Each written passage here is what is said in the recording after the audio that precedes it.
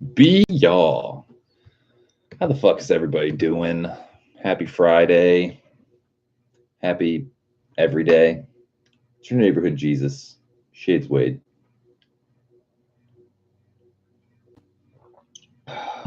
We got some updates. We do.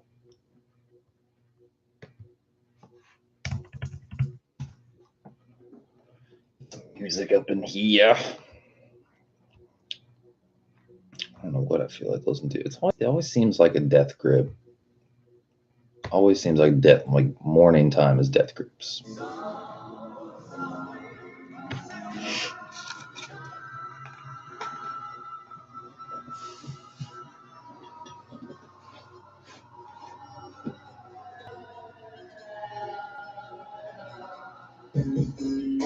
So we got some updates, car related and not car related. The not car related is pretty miraculous, pretty fucking whack.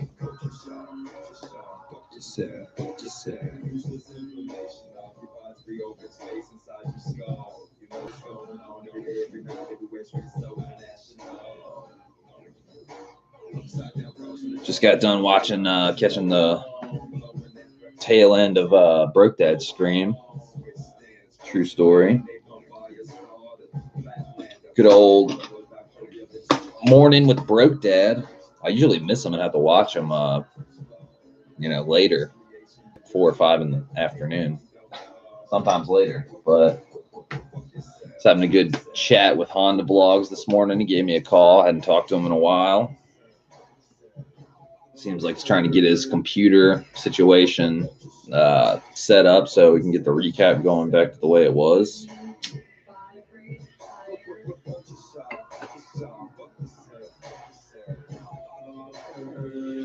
True story.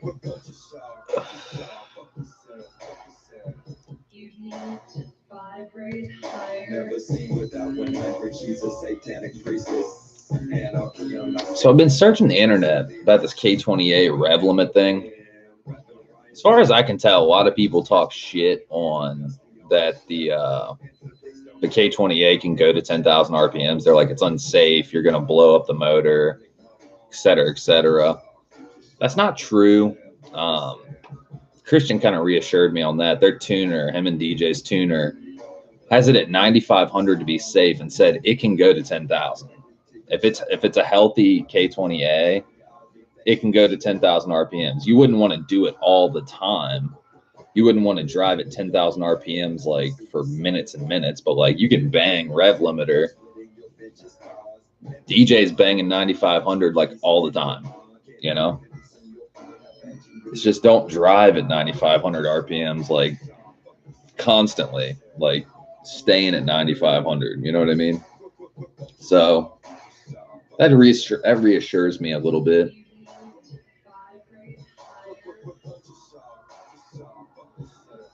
Honestly, I'm at this point, I just want the motor to be healthy. It's going to be sent over to my tech soon. I'm going to get him to like, Christian had a good idea. He's like, dude, get him to do a compression test with his compression tester and see what he thinks. 1. 2, get a boroscope and put it down the spark plug tubes to see what the cylinder walls look like, see if anything's scored or if the piston rings look good or, et cetera, et cetera. That sounds like a really good idea. But I'm sure my tech, he's not gonna send me out the door with a motor that's about to like fuck up or something. You know what I mean? I don't think it's gonna happen.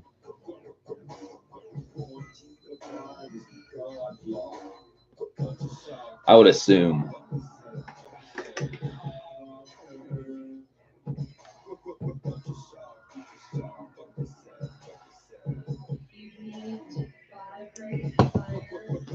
But damn, where the fuck is everybody? I guess it's a weird time frame. Most people aren't expecting me to be on at 1 p.m. on a Friday. I'm usually the 8 p.m. guy, so true story. Gato, what's up, man? First person in here. How the hell are you?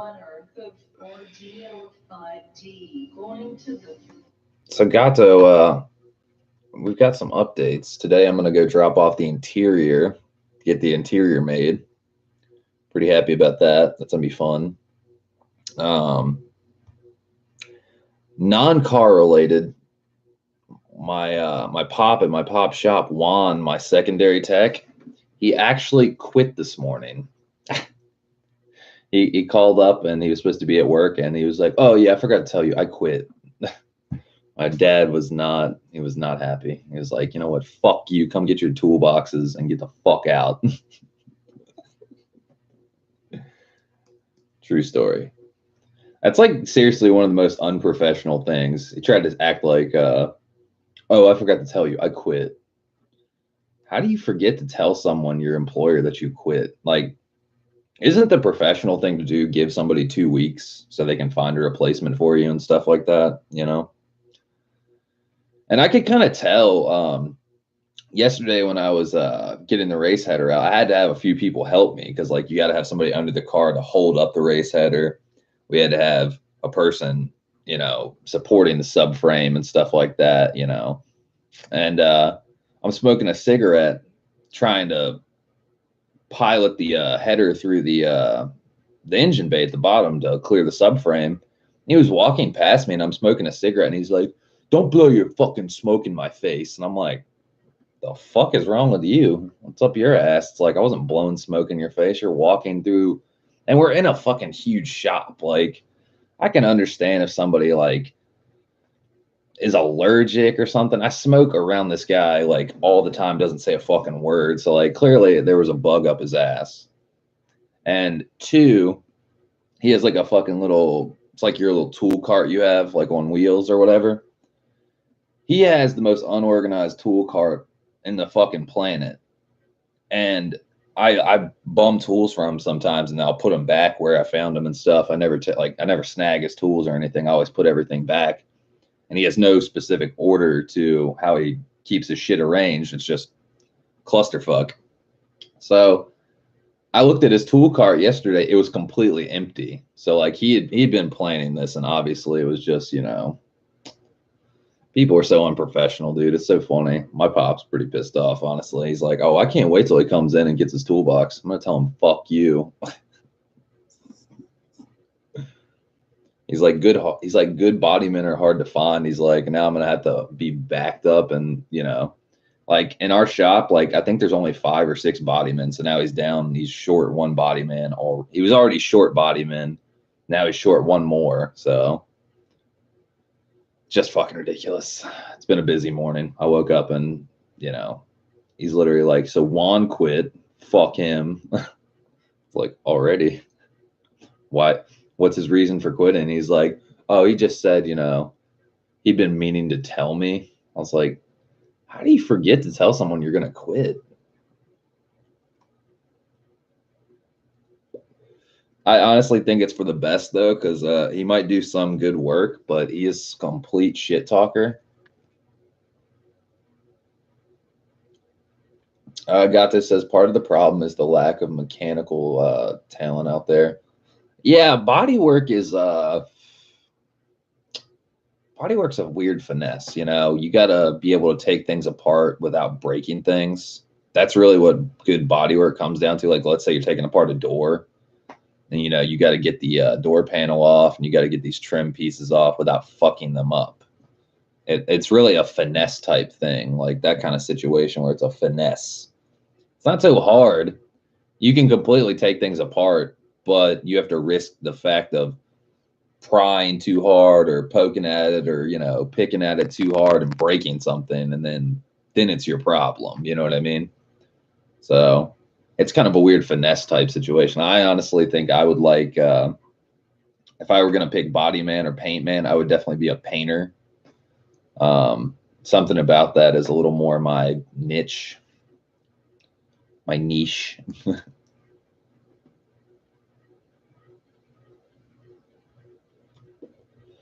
But yeah,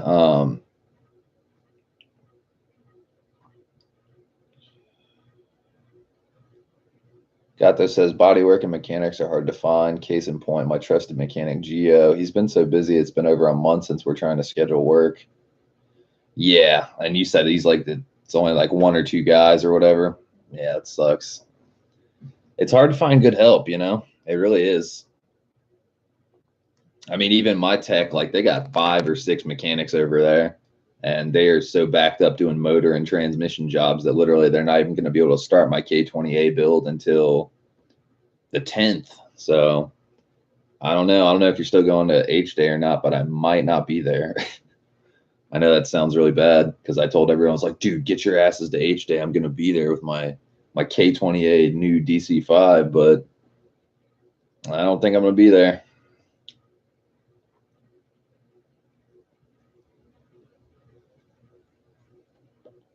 Got this as I can't go. I see can't go anyway. Gotcha. Well, I'm not sure if I'll be attending or not. Maybe if I like fucking I don't know, bum one of my family's cars or something like that, but that'd be the only way I can go just to spectate. Like even Serge Motive, he was going to try to get his car ready for it so he can go racing, and his car won't be there. He said he's still going to be there, but I don't know.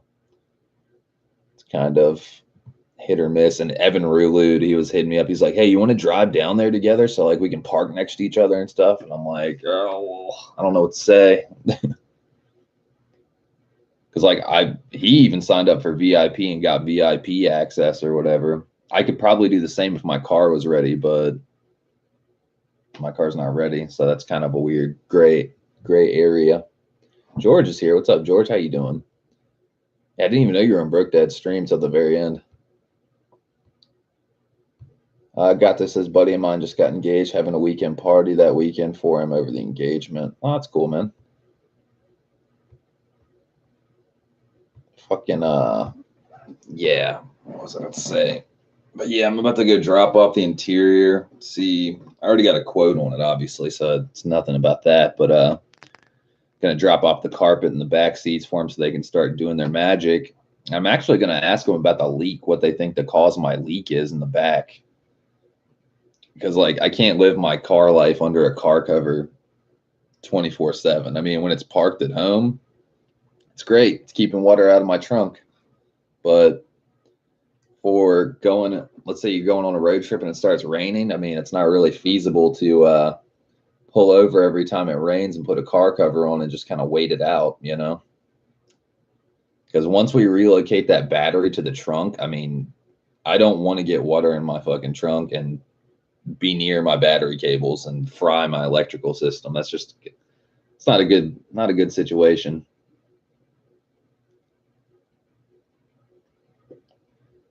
So George, I seen you got here a couple minutes late. I don't know how the notifications are going nowadays. Sometimes they work, sometimes they don't. Non-car update, George. My secondary tech, Juan, my pop's body man, he fucking quit unexpectedly. Pretty great, but not really. Kind of shitty. Gata says it hasn't stopped raining this year. It's raining again all weekend. Yeah, last night we caught that was the first rain we got in about 5 or 6 days, and it rained pretty fucking heavy, enough to knock out the internet and the cable and the phone. So Gata says, would you say people miss my content, or am I still uploading enough? No, you're not uploading enough, honestly. It's just me being completely 100% honest. I've kind of fallen off the boat because like the daily content hasn't came out. So like when you do upload, it's like, not saying I don't like your videos or anything like that, but like it's not enough like across the board. Like let's say you have 6 videos a week. So let's say you got a Honda Civic Type R video, a car review, and then an install, and then another car review or whatever. You know what I mean? You have a mixed bag of content for like what people like and stuff like that. So like, I don't know, like somewhere across the line, I've kind of like, when we only have like one video a week or whatever, it's like, it's kind of a hit or miss type affair. So I feel you. I definitely miss the content. True story.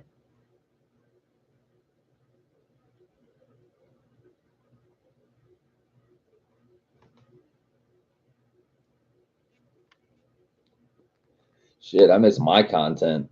I miss doing installs on my car and stuff like that, you know? I've just been dismantling and gutting 2 cars, basically. It's not that much fun. Got this as well. I have literally 10 videos filmed this weekend will be edit central. Damn, that's crazy. Dude, if I were you, like if I got to the point where I had 10 videos to release, like that shit makes me like haywire. Like when I have like multiple videos like ready to go. I hate that feeling so much.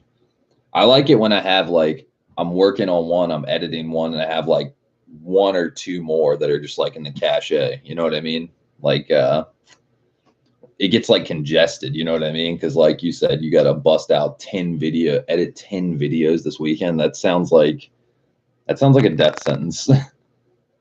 Seriously. Like when I did my H-Day video, which was an hour long, do you know how long that took to edit? It took 2.5 days of nonstop editing, just like no life, just chilling. Hey, I'm here, I'm splicing, I'm making blade marks, I'm doing time lapses, I'm putting in music to try to drown out this horrible music in the background, like all that. So like, I mean, literally 2.5 days of editing sucks. It really does. Got this says, yeah, I'm a bit stressed about it. I would be too, dude. 10 videos. Wing King's here. What up, Wing? How you doing, man? Yo, yo. But yeah, fucking interesting day to say the least. Wing King, my secondary tech Juan, my pop's body man, he quit today. My pop was like, hey, where the hell are you? And he was like, oh, I forgot to tell you, I quit. It's like real professional, real mature.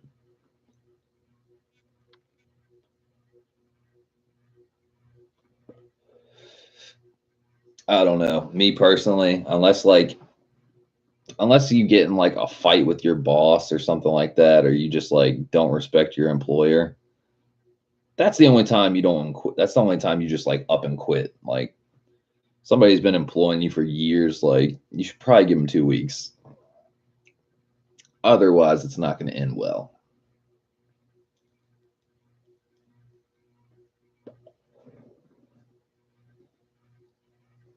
Wing King says, wow, why?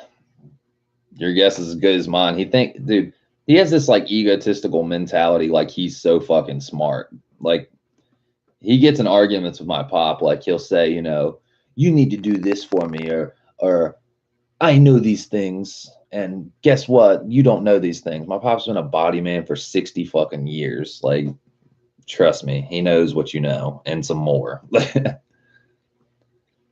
Like that's what I mean. Like, I don't know if you guys have ever caught on to that thing, like where I'm saying like the smartest people basically act like they know nothing because they can always relearn things. Like just because you know 2 + 2 is 4 doesn't mean you don't, you know, 3 + 1 is 4, 4 + 0 is 4. Like there's a ton of different ways to get to the same equation outcome. You know what I mean? So like some of the best musicians are people that act like they don't know anything.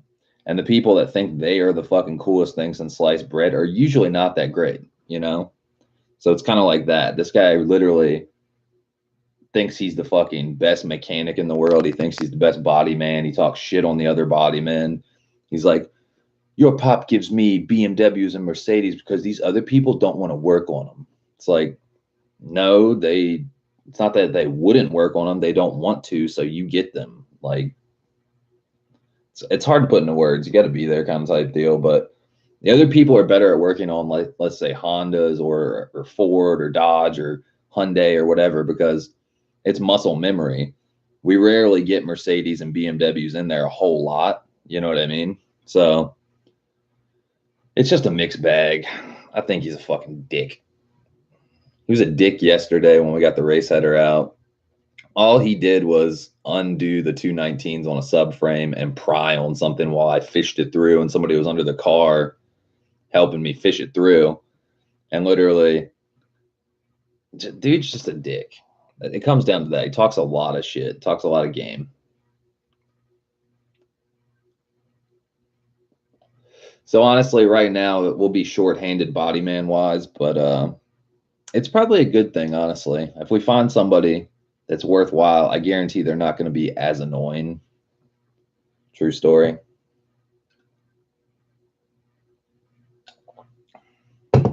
But yeah, that's the non-car update. The car update, Winking, is I'm going to go drop off the interior today.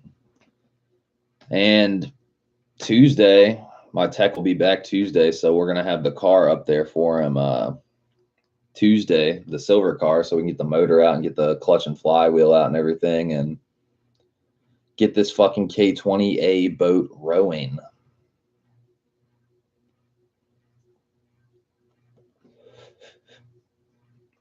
Fucking that should be shipped up there pretty soon. I called JSpec yesterday. They clearly do not have their shipping game together because they were like, yeah, we didn't know if your tech was coming to pick it up or not. I was like, no, I told you he doesn't do pickups, and you said he did, but he doesn't. So send it to the address I gave you. And he's like, yeah, it should be there sometime next week. And I'm like, as long as it gets there before the 10th, we will be okay, because that's when I need it there by.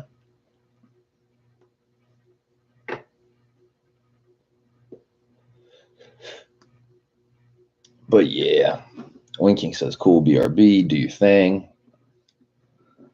But yeah, past few days, man, it's been pretty nerve-wracking. Fucking glad the race header got out. That was a pain in the ass. People said it couldn't be done without dropping the entire subframe. Not true. You have to undo the two 19s in the back of the subframe and then get a big pole and push down on the subframe. True story. For anybody that's looking for K20 RSX insight on how to do things, you definitely don't have to take off the entire subframe. You just got to pry on it to make enough clearance. Fucking Camo FK8 was definitely pretty helpful. He had a lot of good ideas. He was like, you could remove the brace underneath the steering rack. I tried that, wasn't working. What you have to do is take off the oil filter to get clearance, and then basically pry on the subframe. So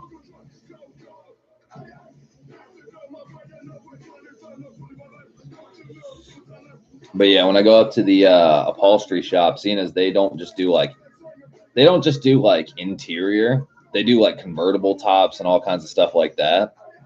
So I'm gonna ask them and see. The dude does restoration too, so I'm gonna ask him and be like, hey, can you track down this leak for me? See what the hell you think it is, et cetera, et cetera.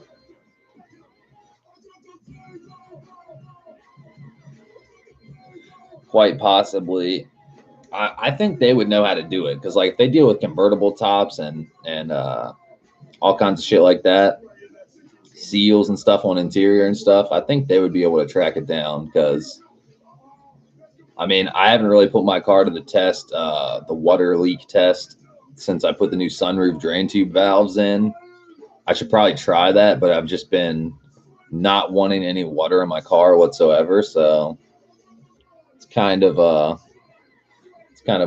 catch-22. You're like, I'm not trying to get water in my car, but I should probably test it and see if water will get in my car. Because like if we're gonna put new interior in there, definitely not trying to have the back seat get wet or some shit like that.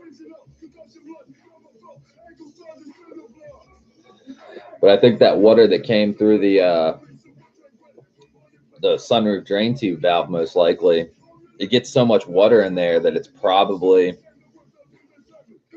backing up and getting into the back seat somehow, like through the seat. I think it's coming through the seat belt hole, the bolt hole on the behind the driver's side, because there was like a little puddle of water, and it looked like it was coming through where your seatbelt bolt is. There's like this little pilot hole or something, or some extra hole or something, and it has like a little plastic grommet. It's not even like rubber, it's plastic tab grommet you can see through. It's clear plastic, and literally if you'd push on it, you'd see a bubble coming out of it. So like there was definitely water in there. So Cars are a fucking mystery, man. Like, this shit is just bizarre to me. I've never had a car leak so bad. Car was definitely in some type of collision at some point, and somebody didn't. That's what I'm ultimately thinking. Somebody didn't weld something. Seam welds are not proper. Because ironically, the back end of the car, like when I go fast around a corner and like if I hit any bump in the road or like the back end swings a little bit, it feels really unstable or like really rigid in the back. It could be because of the pillar bar and the strut tower bar. Maybe it's like, it doesn't like, it's not unstable necessarily, but it feels like more vibrations maybe. It could be because the car's gutted. I don't know. Because there's no fucking interior in the car. I'm not sure. Any of you guys that have had gutted cars, maybe you know what I'm talking about, but something about it seems like not unstable, but very vibrational, very like, there's a lot of noise. Feels like bumpy. And we're not even on dump suspension. We're on A-spec suspension. So it should ride better than my other car, but my other car wasn't gutted. So yeah, another catch-22. You know what I'm saying? Ugh. True story. But definitely hoping we get this done by middle of September. That'd be awesome. Wing King says ride like some active beaver. Oh, it's definitely active. Definitely active. Fucking riding around in a gutted car, man. It's definitely a raw experience. I actually like it a lot. Like, it's gonna be fun having the red interior and stuff, but at the same time, I'm kind of like, man, this is really what a lightweight car is about, not having an interior. It's actually not that bad. Like, when you're on a nice fucking paved road, like, it's great. Wing King says no passengers. Yeah, well, I don't really have passengers for the most part anyway. The red interior, doing full red interior and all that stuff, that's more of just like for the show car aspect. Like, the interior is really nice, which seems like a little bit, you know, excessive maybe, because you're like, you don't have any passengers. It's like, it's more of a I guess that would be more the vanity side of it, trying to make the car unique, because I've never seen full red interior on a DC5. I've seen the red Recaros, I've seen red carpet, but as far as left-hand drive, good-looking red carpet, you never see that unless they right-hand drive swap it or something like that. And as far as the back seats go, I've never seen a set of you know, custom-made rear red seats that look like Recaros. Basically, that's going to be pretty fucking awesome.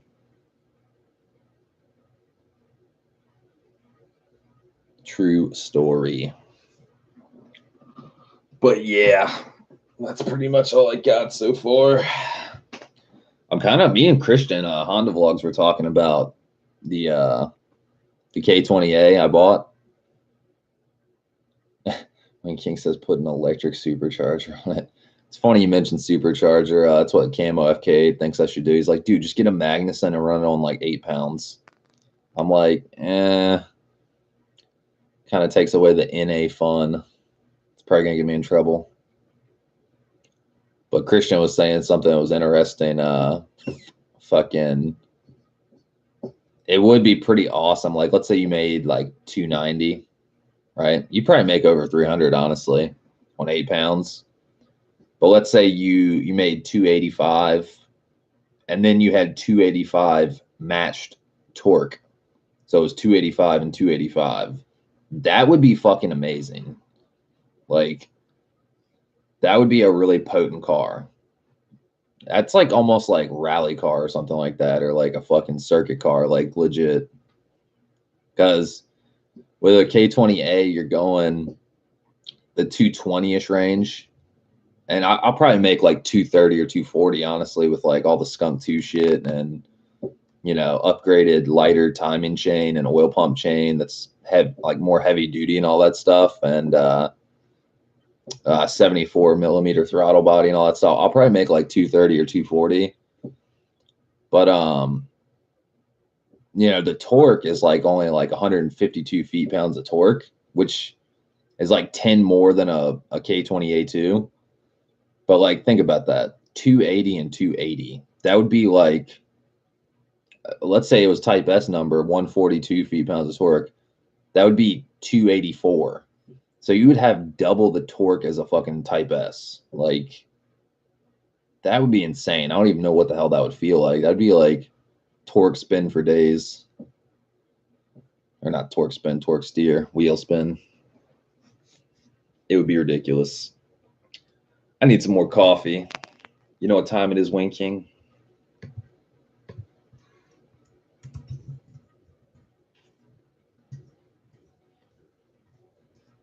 You know what time it is.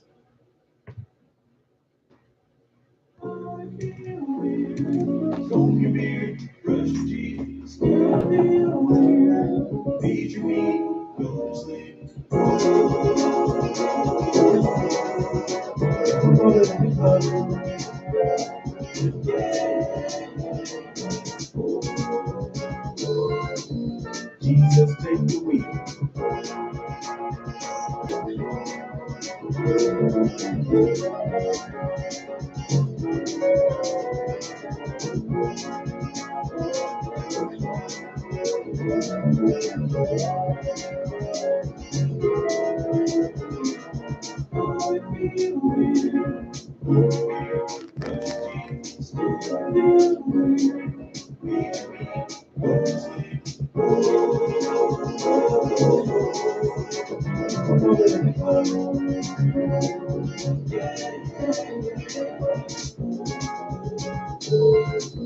Jesus, take the wheel.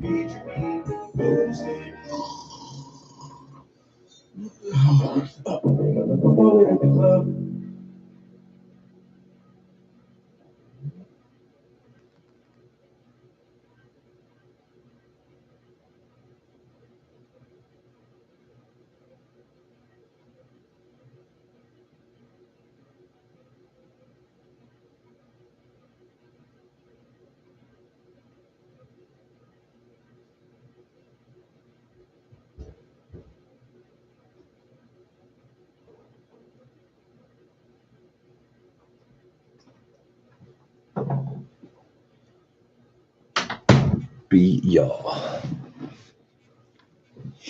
Let's see. Wing King says use boost by gear. It's a fucking future, man. That's true. How would boost by gear work if you're only running 8 pounds? What would you run, like 2 pounds in first gear, fucking 4 in second, 6 in third, and 4th, 5th, and 6th would have 8? It's almost not worth it.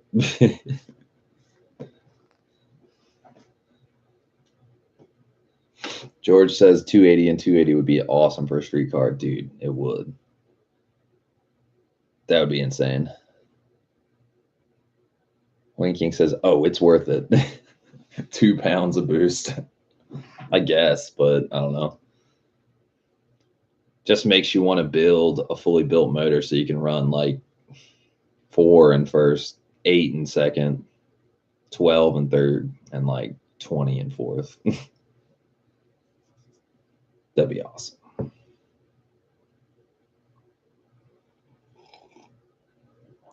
Ooh.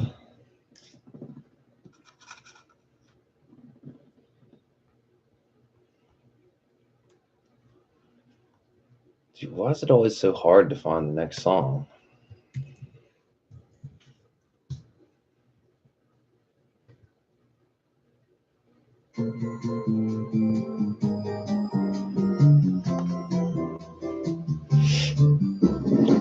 Wing King says, what you doing this weekend? Shit, man, your guess is as good as mine. Trying to get all these ducks in a row. Probably cleaning parts, honestly. Trying to get these parts, I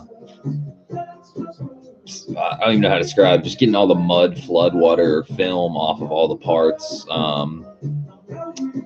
was thinking about installing my door panels from my old car in this car. Or what do you guys think? If I was going to do the door panel inserts on this car, would you do red or would you do blue?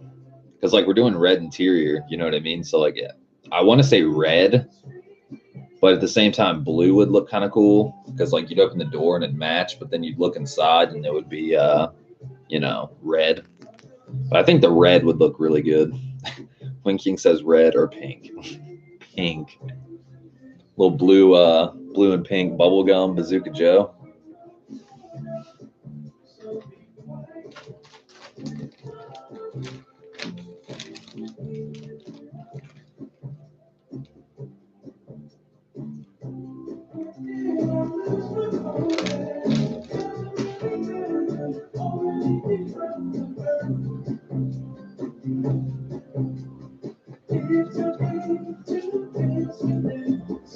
George says red. Yeah, I think the red's just going to make more sense with red interior. It's probably going to look really good. Well, in that case, I could probably just swap my door panels. The only reason I don't want to swap my door panels is because my actual unlock mechanism in the handle is kind of fucked up. Like on my old door panels, it sits out and it's like not flush. But worst case scenario is I could probably just swap the door handles. You know what I mean? Take the blue car's door handle, put it in there, and probably be pretty good.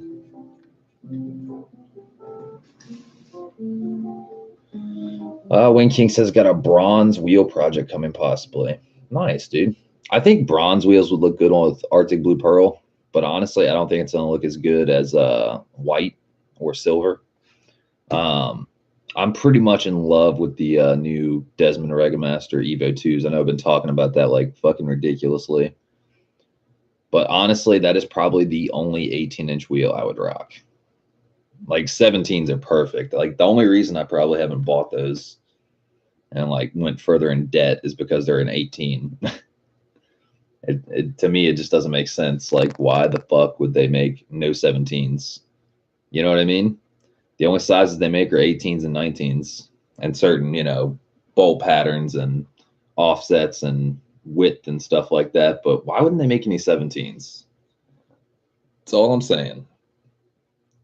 I almost want to contact them and be like, dude, can you make me a 17x7 or even 17x8, 45 offset? That'd be great. Thanks.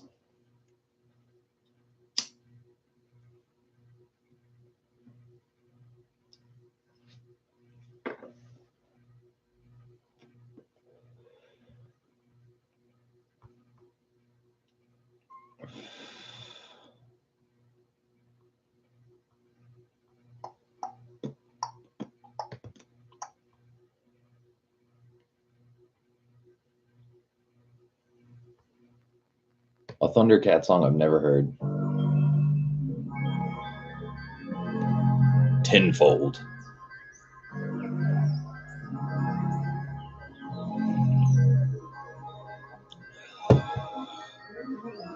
Winking says that's why he wants me to powder coat him. Wait, why?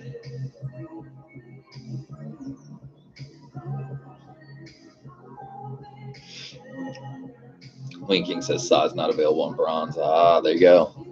Yeah, I'm saying any color. They don't make 17s. They only make 18s and 19s. Like, what is the point of that?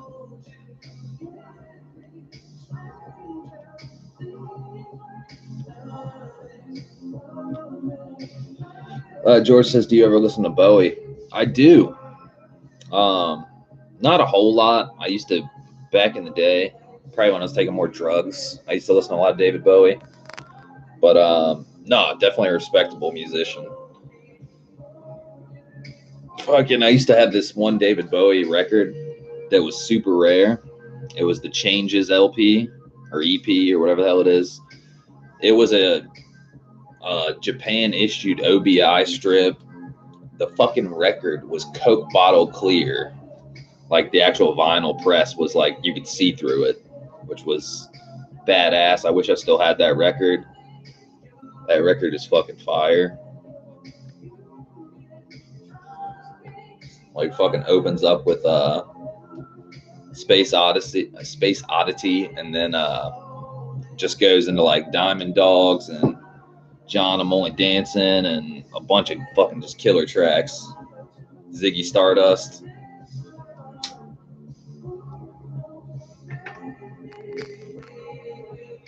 George says, yeah, dude, I'm a huge fan, but yeah, drugs. A lot of cocaine.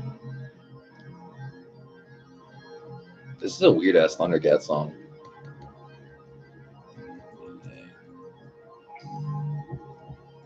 Like, I'm trying to think of my favorite track off that.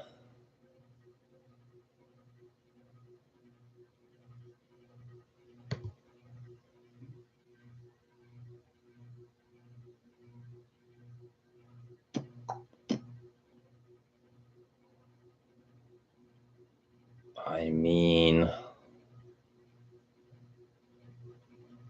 there's a lot of good ones on here. Dude, it'd probably be Ziggy Stardust. I know that sounds like, you know, typical. But it's a pretty fucking fire song.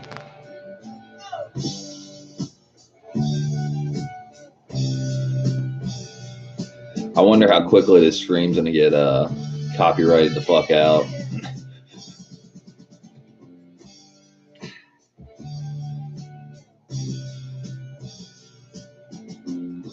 Ziggy played guitar, jamming good with Weird and Gilly, and the spiders from Mars.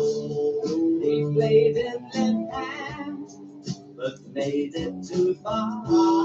His fucking last album, Black Star, that's a fire album, dude. Some serious musicians playing behind him. And he's on his deathbed, obviously. Like, shit is crazy. Like some cat from Japan. He could lick up my smiling. He could even say. But yeah, definitely an odd character. It sucks that Frank Zappa and him had like a falling out. Not a falling out, they hated each other. But, well, Frank Zappa hated him.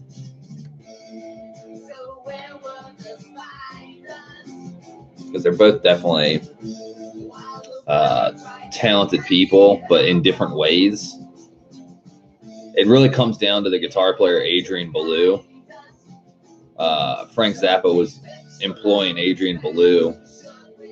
And then David Bowie kind of stole him away because, like, Adrian Belew's biggest hero was David Bowie, which, you know, makes sense. You want to play with your heroes and all that stuff, but he kind of like cut high and dry and left Frank Zappa and went and played with David Bowie. So it was always kind of like a bittersweet type of thing.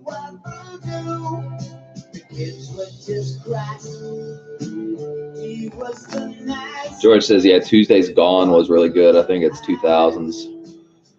I haven't listened to that one.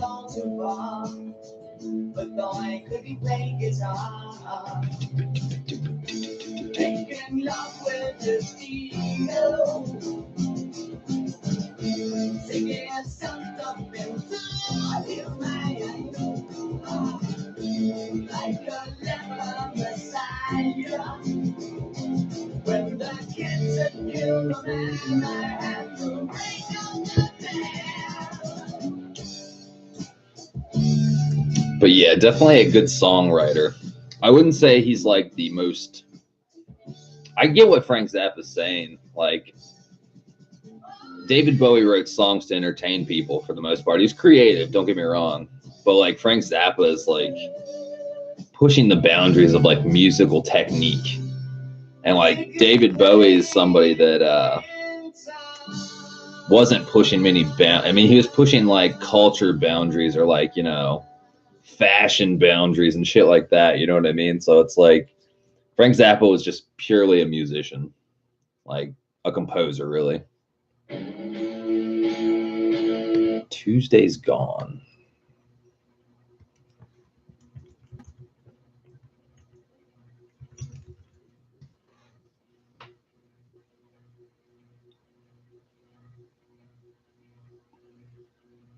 Tuesday's Gone. I'm trying to find it. Would you happen to be talking about Thursday's Child? Because that's the only thing that that pops up.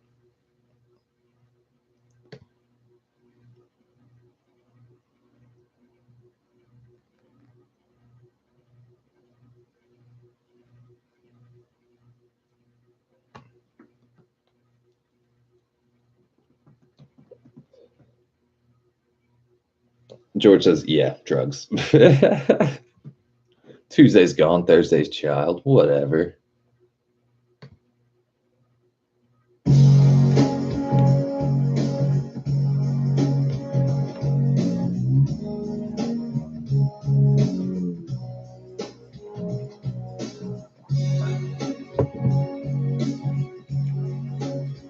Smooth.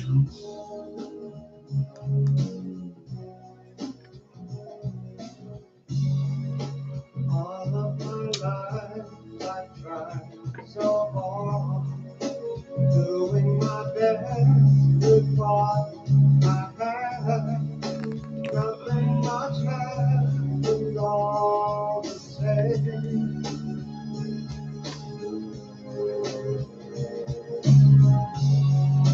Something about this stood apart, a whisper of hope that seemed to fail. Maybe I'm born right out of my time. Boom, boom, boom, boom.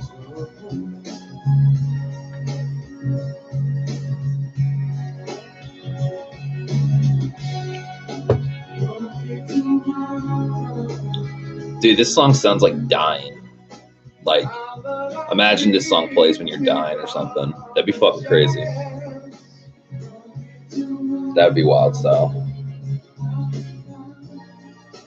Everything's falling into place.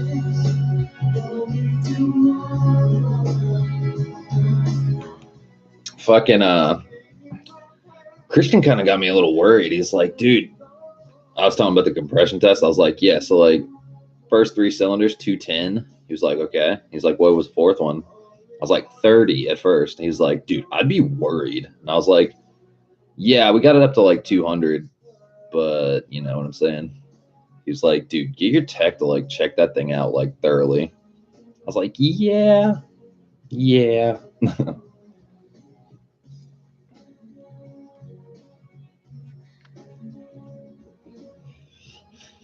I don't know how I feel about that.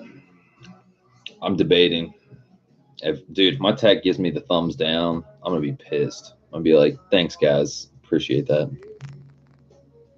It's gonna suck. What do you think, George? You work with motors and stuff. Dude, it's probably just because the motor's been sitting so long. You would think, right? It's been up on a shelf for months and months and months. And yeah, it's got the fucking motor has oil in it and stuff like that. And the oil looked good. It was like a brown color. It wasn't black. Wasn't watery or weird looking or anything. Looked like good motor oil in it. So I just think it's because it's been sitting so long, honestly, most likely. Because the motor looked like it was in really good condition. Even the valve cover looked really.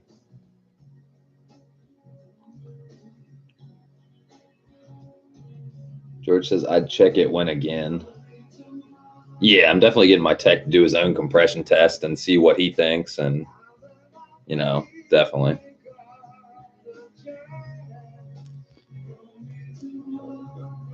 True story. Throw down a fucking borescope in the check out the cylinders and stuff, make sure nothing's scored or, you know, looking suspect.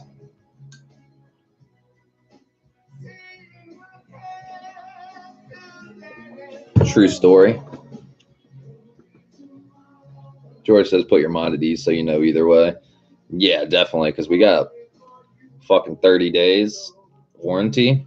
I will send that fucker back and say, hey, you find me a good one. Fuck this shit.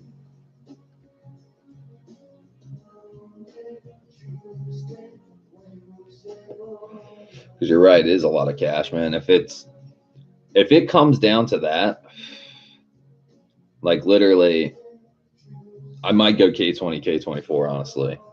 If it comes down, I mean, I don't want to. Not saying I don't want a K20, K24, but if it comes down to they, you know, don't have a proper replacement or whatever, then I want my fucking money back and I'll just fucking build. We could just get a supercharger for my fucking Type S motor in there right now. That's how I feel, honestly.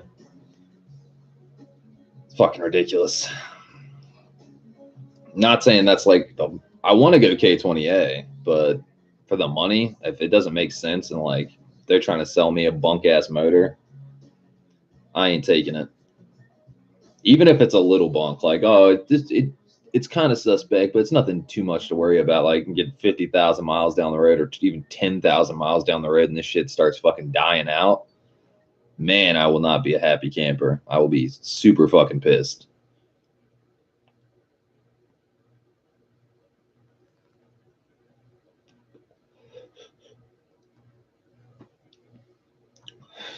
And as for the, yesterday I was talking about the spoon head gasket bumping up compression by 0.2. Probably going to hold off on that because I was talking to Cam. And Cam said, you're probably going to have to get the car retuned, like, to compensate for higher compression. And he was like, and honestly, you'd probably want to run E85.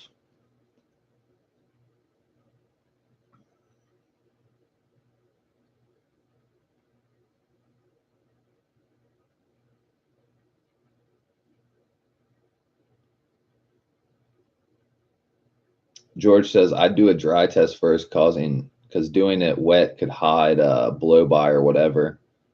George says, do a wet test after dry.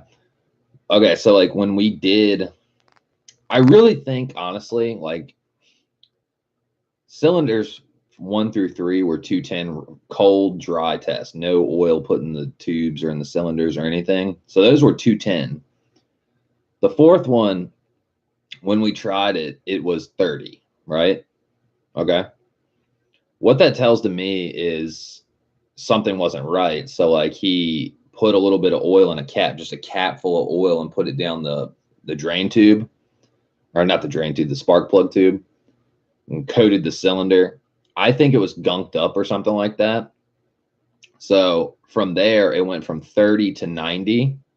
So then he cranked it over a few more times, put another little cap of oil in there. And then it went from 90 to 130, cranked it over a few more times, put another little cap of oil in there, and it went to 200 or like 195.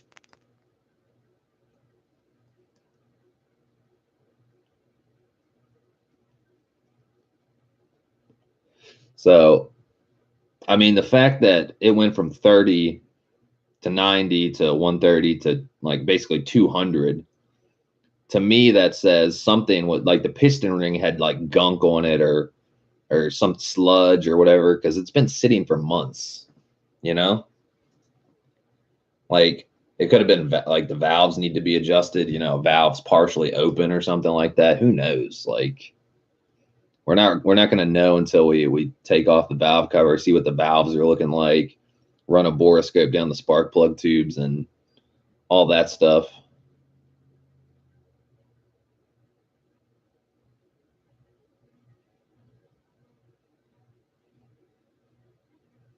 George says, did it crank a even amount of times or just as high as it could go? I mean, I'm saying like from the get-go, it would just go right to 30 and stay at 30. No matter how many times you cranked it, it would just like top out basically at 30. The very first time it topped out at 30. You know what I mean?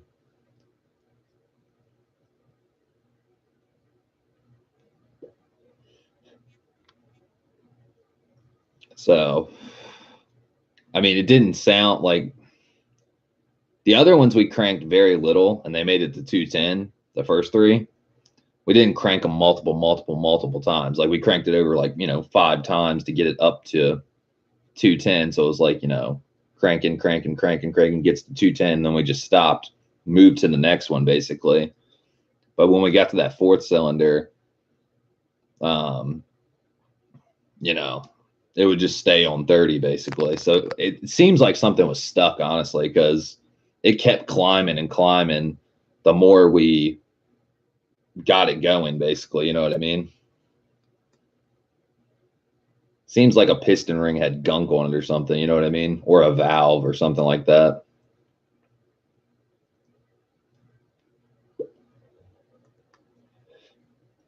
Could have been because of do you think it could have been possibly because of cranking, you know, the alternator over with not a car battery but a little battery pack? You know what I mean? Bad ground maybe, because like when you put the ground on like the trans bracket or something, it was smoking. I was kind of worried about that. I was like, is that supposed to be smoking? It's clearly not a good ground. I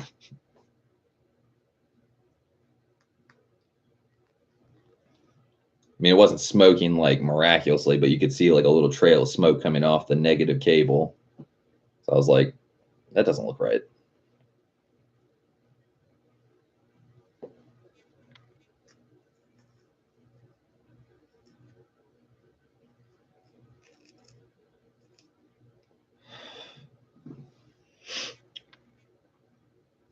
Because if that is the case, they need to find me another one ASAP.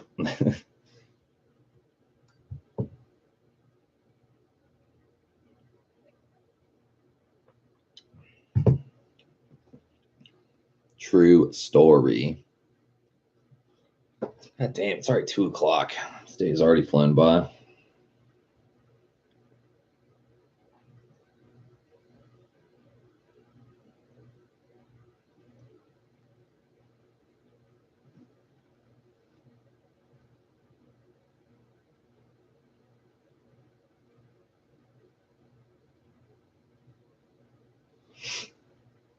George says, yeah, it could be. It could be. It's hard to tell if it's not a real 475 cold crank battery. Yeah, you never know. But I'll definitely, my Tuesday, the flood car is going over there to get the motor dropped out of it and get the clutch and flywheel retrieved. Make sure that's all fine and dandy. I would assume that's fine. A little bit of flood water is not going to hurt it. George says that's what my 2.4 battery is, 475, I think. Good to know. Yeah, I think that has something to do with it. Um, I think it'll be fine, honestly. The fact that it went from like, if it would have stayed on 30, or let's say it would have stayed on 110, or, you know, something like that, like really, really fucking under. Because you got to keep in mind that it went from 30 to almost like, it was like 195 in less than fucking minutes, like 2 or 3 minutes. So if anything's wrong with that motor, dude, I'll send it back. Be like, hey, 30-day warranty. You said this and that. I'm sending this shit back. Give me a good one.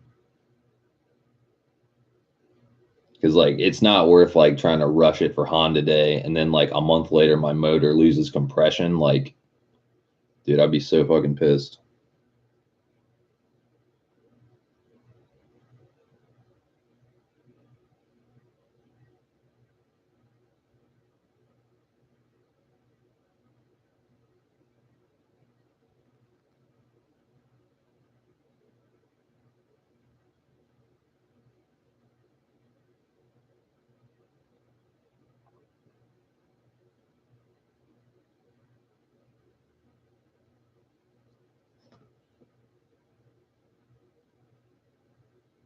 Good God.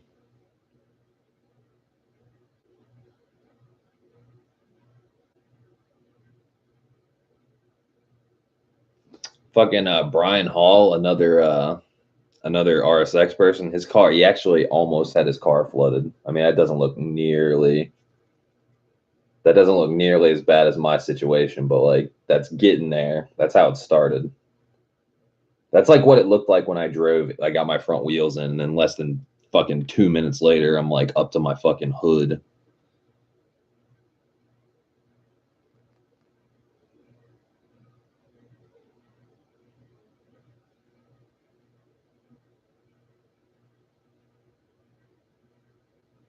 God damn. Let's see. George says, I hope so. Okay, bud. Thanks. Gotta go. George says, hopefully you'll get a chance to stream tomorrow. I'll see you then. Hell yeah. Yeah, I'll probably be on tomorrow at some point. Not sure when. Maybe you'll get a notification. George says, does he do YouTube? Yeah, he does. Brian Hall, just Brian Hall, is a blue DC5. He's been on there for quite some time. He just posted a video a couple days ago, or like a week ago. He actually turboed his RSX. So Brian Hall. Yeah, type in Brian Hall RSX, and his thumbnail is him with his like kid like on his like shoulders or some shit. He's a really small channel. Pretty much like in the he's got like 200 some subs, but George says, I don't see many RSX YouTube, right? We're like a fucking dying breed or something, I swear. But yeah, he's I don't know, he's like one of those channels I've watched quite a bit, pretty informative with things. You know, like when I needed to do my VTEC solenoid, I definitely checked out his video, and Helm's manual or whatever, Chilton manual or whatever it is, just to make sure for torque specs and shit. But he's pretty resourceful fella. He's not into the you know, he's not a big YouTuber. He's not doing the cinematics and all that shit. He's, you know, just like a dude with a camera and working on a car.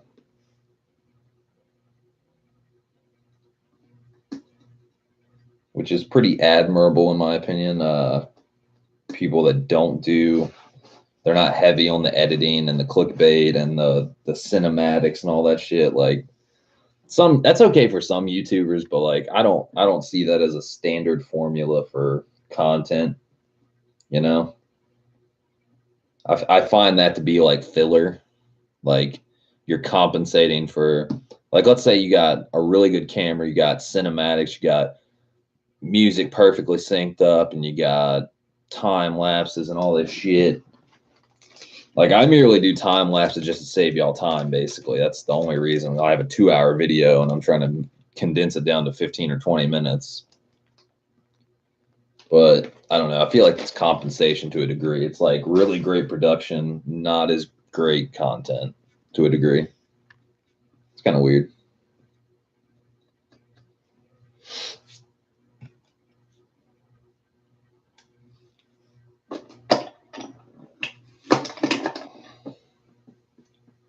But yeah, you are right, George. There's not that many RSX YouTuber, like RSX builds out there where you have a lot of frequent content or informative content. You got a lot of fluff, you know, people doing shit that's already, one, either been done, or two, is just boring to watch.